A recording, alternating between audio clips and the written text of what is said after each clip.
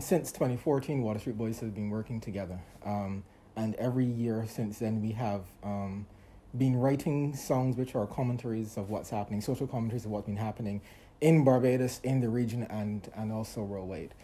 You know, we would have heard the PM use the phrase before we got this. And we pretty much went down that line, penned the song, and it was there. Kiamal had reached out to me after seeing a video that was done in Trinidad by Trinidadians for Trinidad, and asked if we couldn't do something like this. There's another project that has not been released yet that I would have worked on. So I knew that Barbados was doing something for Barbados. And I figured that it would make sense to have a regional project where people from the various islands would appear, and it would allow us to do something that I have not seen done well in my lifetime, where we would have had several artists of different nationalities, regional nationalities, on the same track. And so we just used our network, used our connections, and so on. It would not have been right if we would have reached 2020, and so much of what is happening around us, COVID-19, the global pandemic, has been happening and impacting straight around the world, every single place in the world, and we not comment on it. I strongly believe that the lockdown has had some negative effects and impacts on people, and especially in terms of feeling of despair for some, and also depression for some people. And what we wanted to do was create a song that would inspire hope throughout the region, because, you know, sometimes during the lockdown, every time you hear another regulation, you're wondering, when will we ever get back to normalcy? So sometimes when you cannot see the end of something, it makes you feel, it probably multiplies and magnifies the effect of it. So we thought we wanted to inspire and bring a sense of hope in people. And the song has several artists from across the region. Just tell me about how many people were involved and what were the countries that were represented. 25 artists, 14 countries. I can't remember all 14 right now. But what we wanted to do, Kiamal had actually mentioned to Ian and said it would be nice if we could do a regional music video. And Ian was like, well, Water Street Boyz has a song. And he came to me and said, would I be interested in using this song for a music video? Because at that time we just thought of the song. So then we said, yeah, that would be good. But in terms of getting the people... Reaching out began, we had this the 27th, probably the first week of April. And when was the final product completed? Final product was completed on the 1st of May, the same day it was released. Just in terms of music links, we were able to get a lot of people that we know, but then also ask people, do you know someone in this territory, do you know someone in that territory? We really wanted to get every single territory in the Caribbean, but that would have been, it'd been extremely hard. And then we also were mindful of being able to get the song out at a time when it would still have the impact. So the longer we waited, the less of the impact that it might have had. So I reached out, Ian reached out, some artists reached out on their own. All the people that said yes readily. There were a few no's, but I wouldn't want to dwell on that. Getting a Jamaican artist was extremely difficult too, because the people that we had reached out to, a number of them would say, well, yeah, send me this email, send me that email, the email will be sent. You wouldn't hear back from them, that kind of thing. But it was important to have a Jamaican. But it was important to have a Jamaican. It was very, very important to have a Jamaican. Absolutely important. And the reason for having a Jamaican and ensuring you have Jamaican, because Jamaica is a brand in itself, is a global brand, right? And when you talk Caribbean and you don't have Jamaica, you really don't have an adequate representation of the Caribbean in the minds of people who are not Caribbean. Because people who are not of Caribbean origins will see the song and have seen the song. So it was absolutely important.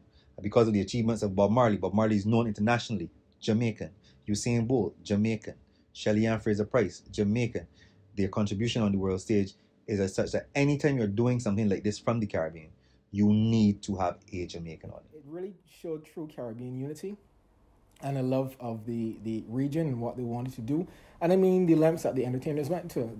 Some people, I know, Jadine from Montserrat, who's based in Boston, she went to her mother's home and recorded on her cell phone in the closet in the basement with a towel over her head. Chris Allman, who produced the track, he sent a list of do's and don'ts, so the artists would be recording on cell phones, so they would know how to get the best sound. So it was a lot of back and forth. Ian was tweaking the vocals, then writing out each part, who would sing what. I scripted it, sent it off to Cheyne. Cheyne was good with it. Then I sent it off to the artist, sent it off to Chris, sent it off to Selwyn.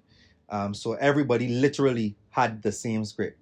So everybody also had a demo of me singing the song. So they knew what the melody was like.